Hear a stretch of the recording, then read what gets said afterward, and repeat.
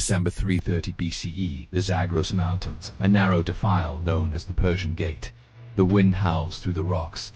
Below the cliffs, thousands of boots grind against frozen earth. Bronze armor rattles softly in the dark. Horses breathe steam into the mountain air. Torches flicker along a winding column of soldiers stretching nearly a mile through the gorge. At their center rides a man who has not lost a battle in his life. Alexander of Macedon, 26 years old, king of Macedonia, pharaoh of Egypt, lord of Asia. His army has smashed the Persian Empire again and again. Granicus, Issus, Gaugamela, every obstacle crushed, every king defeated. Now only the Persian heartland remains. Beyond these mountains lies Persepolis, the ceremonial capital of the Achaemenid Empire, the treasure vault of kings, the symbolic throne of the world's largest empire. Alexander believes the road ahead is open, but high above the narrow pass, hidden behind jagged ridges and stacked boulders, thousands of Persian soldiers wait in silence. Their commander stands at the edge of the cliff, a man almost forgotten by history, Ariobarzanes, satrap of Persis, defender of the homeland. He knows he cannot defeat Alexander in open battle, so he chooses the mountains. Below him, the Macedonian army enters the gorge in long, vulnerable columns. The walls of rock rise hundreds of feet on either side. There is no room to maneuver, no room to deploy their famous phalanx. The trap closes slowly. A signal horn echoes through the canyon. Then the mountains explode. Boulders crash downward. Spears rain from above. Arrows streak through the cold air. Macedonian shields shatter under the avalanche of stone. Men scream. Horses panic. The narrow pass becomes a slaughterhouse. For the first time in years, Alexander's unstoppable war machine grinds to a halt, pinned inside a mountain choke point, surrounded by invisible enemies. His path to Persia suddenly blocked. For 30 days, the conqueror of Asia will face something he has rarely encountered: defeat. And in those frozen mountains, history hangs on a single question. Could one last Persian stand stop Alexander the Great? This is the story of the ambush that nearly broke the conqueror. The ambush that stopped Alexander Persian Gate. 330 BCE. The world Alexander inherited was already on the edge of transformation. For 2 centuries, the Achaemenid Persian Empire had dominated the Near East. From the Indus River to the Aegean Sea, Persian kings ruled over dozens of cultures, languages, and economies. It was the largest political system the world had yet seen. Persia controlled the great trade arteries of the ancient world. Caravans moved silk and spices from Central Asia. Gold and ivory flowed from Egypt. Grain from Mesopotamia fed imperial cities. The royal road connected thousands of miles of territory with remarkable efficiency. At its peak, the empire functioned like a massive machine. Satraps governed provinces. Tax collectors moved wealth to the royal treasury. Armies could be raised across continents. But by the late 4th century BCE, the machine had begun to falter. Court politics had grown poisonous. Power struggles between nobles weakened central authority.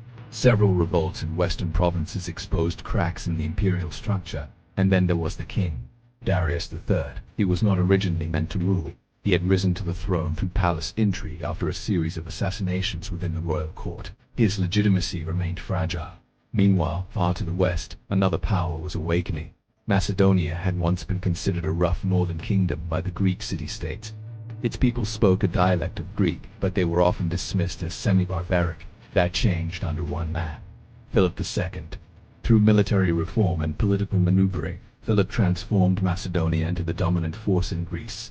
He created the Macedonian phalanx, a terrifying formation of infantry wielding spears nearly 20 feet long. Disciplined, relentless, almost impossible to break head-on. Philip also unified much of Greece under the League of Corinth. His vision extended beyond the Aegean. He planned to invade Persia. But in 336 BCE, Philip was assassinated. His son inherited the throne, Alexander, at 20 years old. He faced immediate rebellion from Greek states that believed Macedonia would collapse without Philip. They were wrong. Alexander moved with shocking speed. Revolts were crushed. The city of Thebes was destroyed as a warning. Greece fell silent. Then the young king turned east. In 334 BCE, he crossed the Hellespont into Asia Minor with roughly 40,000 troops. His goal was nothing less than the destruction of the Persian Empire. Few believed it possible. Persia could mobilize armies many times larger than anything Macedonia could field. Its territory stretched across 3 continents. Its resources dwarfed those of any Greek kingdom. Yet Alexander possessed something Persia had not faced in generations: a commander who fought at the front, a strategist who combined speed, audacity, and psychological warfare. At the Battle of the Granicus River, Persian satraps attempted to block his advance. They were defeated. At Issus in 333 BCE, Alexander faced Darius III directly for the first time. The Persian king fled the battlefield. 2 years later came Gaugamela. It was the decisive confrontation. Darius assembled perhaps the largest army ever fielded in the ancient world. Hundreds of thousands of soldiers, scythed chariots, cavalry from across the empire. Alexander attacked anyway. Through brilliant maneuvering and ruthless aggression, he shattered the Persian line and once again forced Darius to flee. The imperial capital of Babylon surrendered without resistance. In 330 BC, Alexander the Great, the seemingly unstoppable force from Macedonia, had already conquered much of the mighty Persian Achaemenid Empire. After his decisive victory at the Battle of Gaugamela, the Persian king Darius III was on the run, and the path to the heart of Persia lay open, or so it seemed. Alexander marched his army towards Persepolis, the ceremonial capital of the empire, a city filled with unimaginable wealth. His route took him through the Zagros Mountains, a formidable natural barrier. To get through, he had to navigate a narrow mountain pass known as the Persian Gate. Little did he know, this pass would become the stage for one of his toughest and most controversial battles. Waiting for him was a fiercely determined Persian force led by the satrap of Persis, a man named Ariobarzanes. While historical sources vary, it's believed Ariobarzanes commanded a force of anywhere from a few thousand to possibly 25,000 soldiers, including the last remnants of the Persian elite infantry, the Immortals. Compared to Alexander's massive army of tens of thousands, this was a small, almost desperate last stand. But Ariobarzanes had a powerful ally, the terrain. The Persian Gate was a narrow, treacherous passage, just a few meters wide in some places, with steep cliffs rising on either side. It was a natural choke point, a perfect spot for an ambush. Ariobarzanes and his men had spent weeks preparing. They built a wall across the narrowest part of the pass, turning the already difficult terrain into a formidable fortress. From the cliffs above, his soldiers had a clear line of sight on the path below. They were ready. As the Macedonian vanguard confidently marched into the pass, they walked straight into a death trap. Suddenly, the sky darkened as a storm of arrows, javelins, and massive boulders rained down upon them from the heights. The Macedonians, masters of open-field warfare, were completely exposed. Their long sarissa pikes were useless, and their shields offered little protection from the crushing impact of rocks dropped from above. The narrow path was instantly choked with the dead and wounded. The advance ground to a bloody halt. For the first time in a long time, Alexander's invincible army was being pushed back, suffering heavy casualties. They were trapped, unable to advance against the wall and unable to effectively fight back against the unseen enemy perched on the cliffs. The Macedonians were forced into a humiliating retreat, leaving their dead behind. Alexander, the man who had never known defeat, had been stopped in his tracks by a much smaller, but brilliantly positioned force. He was furious. This wasn't just a military setback, it was an insult. For an entire month, Alexander and his army were stuck. They tried to assault the pass again and again, but each time they were repelled with heavy losses. The morale of the Macedonian troops began to waver. Was this where the great conquest would end? Frozen in a mountain pass, Ariobarzanes had fought Alexander to a standstill. It seemed the Persians might just hold out long enough for winter to set in, trapping the Macedonians in the mountains. Alexander was desperate for a solution. He couldn't go forward, and retreating was not an option. He needed a way around the Persian defenses. The breakthrough came from an unexpected source. According to some accounts, Alexander's men captured local shepherds who knew the mountains intimately. In exchange for a handsome reward, or perhaps under duress, one of them revealed a secret. There was a hidden, treacherous path that went around the Persian Gate, a difficult trail that would allow a small force to bypass the main defenses and attack the Persians from the rear. This was a huge gamble. The path was barely passable, especially in the dead of night and in the freezing cold. But for Alexander, it was the only way. He decided to split his forces, leaving a large part of his army under the command of his trusted general Craterus, with orders to light campfires and make as much noise as possible to deceive the Persians into thinking the entire army was still there. Meanwhile, Alexander himself would lead a hand-picked force, including his elite Hypaspists and Agrionians, on the perilous night march through the mountains. It was a grueling journey. They scrambled over icy rocks and through deep snow, the freezing wind cutting through their cloaks. One wrong step could mean a fatal fall into the abyss below. But against all odds, they made it. As dawn broke, Alexander's force emerged from the mountains directly behind the Persian camp. The surprise was total. Ariobarzanes and his men, focused on the main pass in front of them, were caught completely off guard. At a prearranged signal, a trumpet blast, Alexander's men charged down into the unsuspecting Persian camp, while at the same time Craterus launched a full-scale assault on the wall at the front. The Persians were now trapped in a pincer movement, attacked from both the front and the rear. What followed was a brutal and chaotic fight. The Persians, though surrounded, fought with incredible courage. They knew this was the last line of defense for their homeland. Ariobarzanes himself led a desperate last charge, trying to break through the Macedonian lines to escape and regroup. But it was hopeless. The disciplined Macedonian phalanx held firm, surrounded and overwhelmed. The Persian force was annihilated. Ariobarzanes and his brave soldiers fought to the last man, dying to defend the gateway to their capital.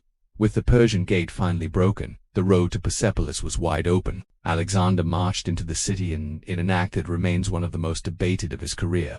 He allowed his troops to loot the city before burning the grand palace of Xerxes to the ground. Some say it was revenge for the Persian burning of Athens over a century earlier.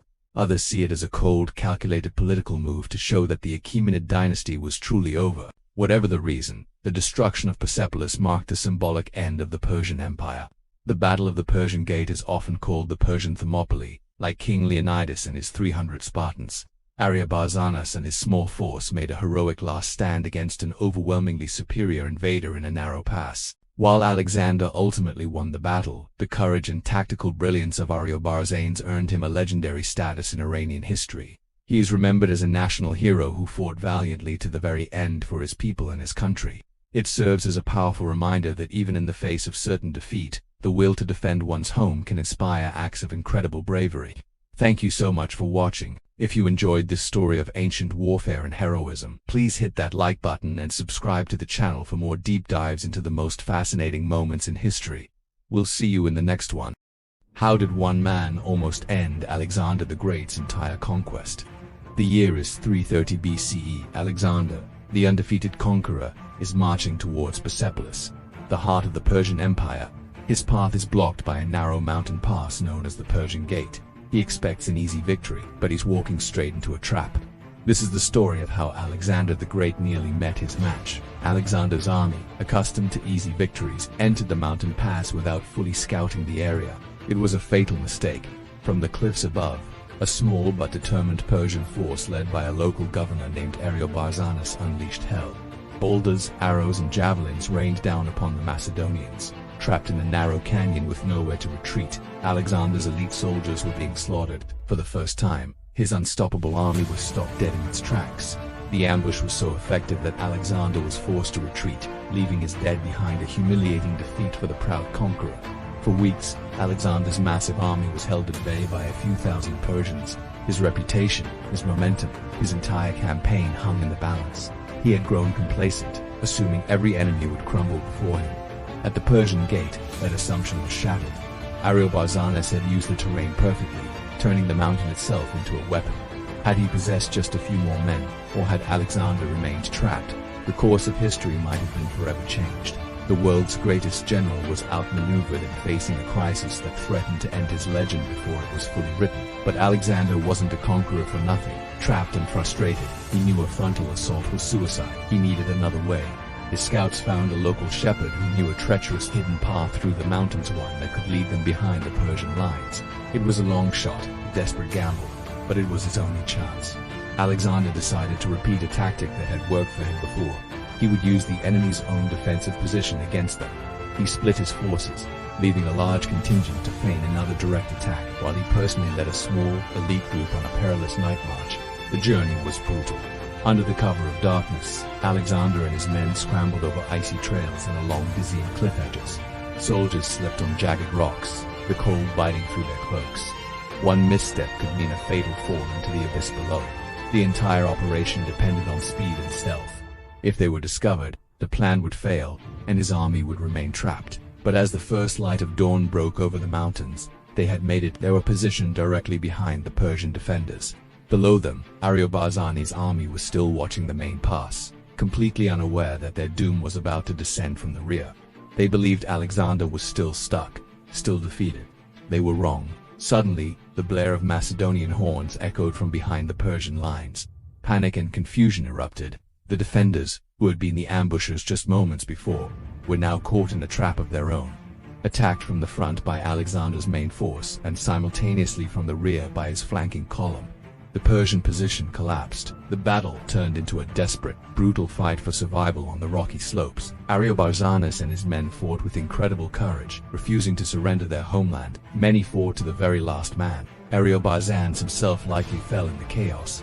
A hero's end for the man who almost stopped Alexander. With the pass finally secured, the road to Persepolis, the jewel of the Persian Empire, was wide open. The battle had been costly for Alexander.